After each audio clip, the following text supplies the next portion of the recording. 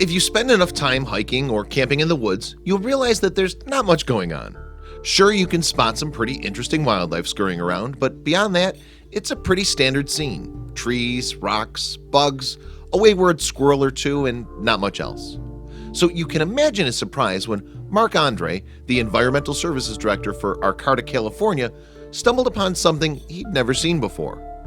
He'd been marking the trees to be harvested in the Arcata Community Forest when he realized something just wasn't quite right.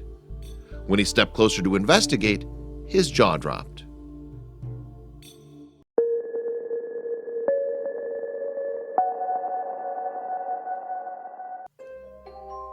Mark Andre of Arcata, California, has devoted his career to exploring the woods in Northern California.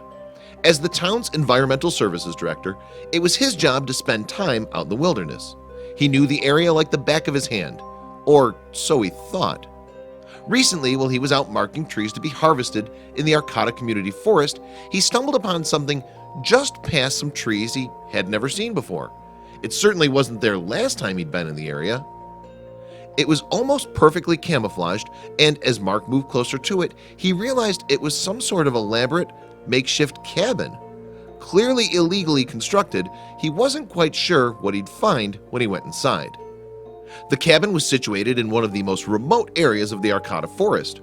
Mark hadn't explored this area since about 1985, back when he was still just a forest technician. Obviously, whoever built this wasn't expecting to be discovered. The first thing Mark noted about the cabin was that it seemed to be fairly well constructed. Every now and then, rangers will find random pieces of debris put together by someone looking for shelter in the woods, but this was far from random. It was expertly planned. The cabin measured roughly 8 by 12 feet and was estimated to be about 15 feet high. It featured a peaked roof, a front porch and an awning, and plywood walls covered in tarps. It was even built on a solid concrete foundation. Mark could only assume its isolation was what made constructing the cabin possible in the first place. "I didn't see it until I was 12 feet from it," he explained.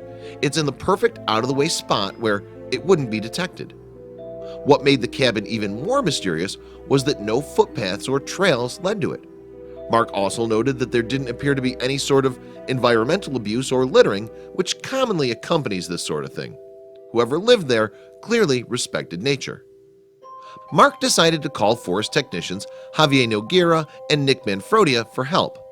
Along with park ranger Heidi Grossman, they trekked back to the site to explore the inside. When they finally cut the padlock and flung open the doors, they weren't sure what or who they'd find inside. As Heidi entered the cabin, gun drawn, she shouted, "Arcata Police," but no one answered. Soon the group began to scour the contents of the abode to see if they could figure out any details about its owner. The group was quick to note the tidily kept quarters. In the living room and kitchen area, housekeeping supplies and assorted cans of food sat on shelves built into the wall. In many ways, everything seemed ordinary. Still, there was more to explore. Beside a rocking chair, there was a coffee table with a tea kettle sitting on it. Directly across from the chair was a pot-bellied stove. Whoever had been living here wasn't exactly struggling out in the wilderness. In another corner of the cabin was a small bookshelf constructed on a wall. It was lined with various titles, including Catch Me If You Can and Medicinal Plants of the Pacific West. Soon the rangers began to suspect it was an older person who'd been living there.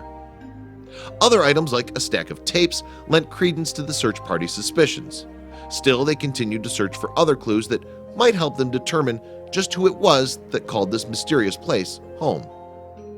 The group also found a handwritten list of things to do and get, which told them a little bit more about the cabin's inhabitant. The list, which includes dates, was comprised of tasks such as build bench, extend brush wall, season cast irons, get 6-inch stovepipe flashing, and get tongs 1/22/11.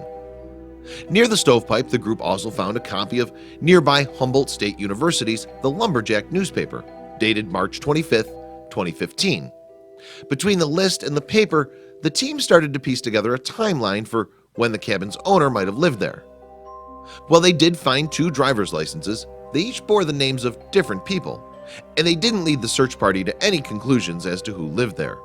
They could only assume the person was visiting seasonally. Since camping on public property is illegal, even if the person who's doing it is being respectful of the land, and the cabin existed on a nature refuge, the crew left an eviction notice for the inhabitant. From there, things really got strange. When authorities returned to the cabin site at a later date, they found it had been totally deconstructed. The only trace of it was a charcoal squatter symbol where the cabin once sat. "That's the cleanest camp cleanup I've ever seen," said Michael McDowell, the Natural Resources Technician for the Environmental Services Department. "There wasn't a nail, not even a gum wrapper left behind." It's unlikely that the cabin's owner would come forward, given the potential for legal trouble. After all, the cabin was built on public land. Still, it's pretty impressive they were ever able to construct it in the first place. Talk about a mystery. Whoever built and lived in that cabin had some serious dedication. It makes you wonder if they'll ever be found.